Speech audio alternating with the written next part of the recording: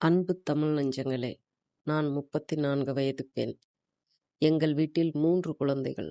அப்பா அரசு பணியில் இருந்தார். எனக்கும் அக்காவிற்கும் திருமணம் நல்லபடியாக முடிந்தது. திடீரென அப்பா மாரடைப்பால் இறந்தார்.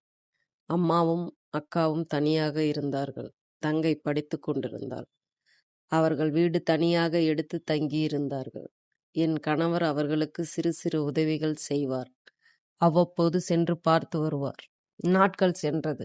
என் கணவர் நடவடிக்கையில் பெரும் மாற்றம் இருந்தது. அடிக்கடி தங்கையுடன் பேசுவது, அம்மா வீட்டிற்கு செல்வது என இருந்தார். நான் தங்கைதானே, அம்மாதானே, மாமாவிடம் விளையாட்டாக பேசுகிறாள் என விட்டுவிட்டேன். அதுவே என் வாழ்க்கைக்கு வினையாக வரும் என எனக்கு அப்போது தெரியவில்லை. அவரும் அவளும் தனிமையில் தங்க ஆரம்பித்து விட்டார்கள். உறவு வேறு மாதிரியானது. அம்மா தெரிந்தும் பெரிதாக எடுத்துக்கொள்ளவில்லை. மாமனார் மாமியார் ஆரம்பத்தில் கண்டித்தார்கள். நானும் என் பெரிய அக்காவும் எவ்வளவோ தங்கைக்கு அறிவுரை கூறியும் நான் அவருடன் தான் இருப்பேன் என்று கூறிவிட்டாள். என் தலையில் இடி விழுந்தது. நான் என்ன செய்வேன்? என் 2 மகள்கள் எதிர்காலம் என்ன ஆகும்? அழுது புழுவாய் துடித்தேன். என் தங்கையே எனக்கு துரோகம் செய்துவிட்டாள். கணவரோ அவளோடுதான் வாழ்வேன் என்றார். உனக்கு என்ன வேண்டுமோ அதை நான் செய்கிறேன் என்றார். காவல் நிலையம் தஞ்சமடைந்தேன். அவர்கள் அறிவுரை கூறி அனுப்பி வைத்தார்கள். என்ன பயன்? என் தங்கையும் கணவரும் பெங்களூரு சென்று தனியாக குடித்தனம் நடத்த ஆரம்பித்து விட்டார்கள். அம்மாவும் அவர் இல்லை என்றால் அவள் இறந்து விடுவேன் என்கிறாள். அவளும் வாழ்ந்துவிட்டு போகட்டுமே என்றார்.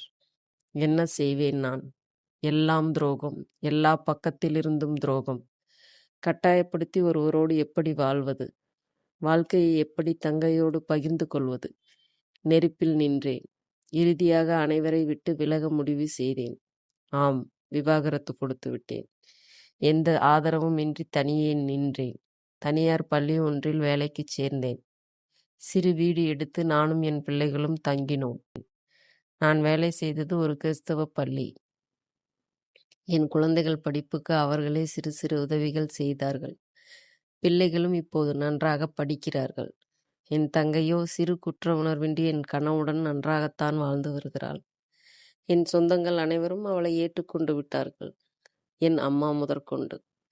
அவள்தான் அப்படி செய்து விட்டாள்.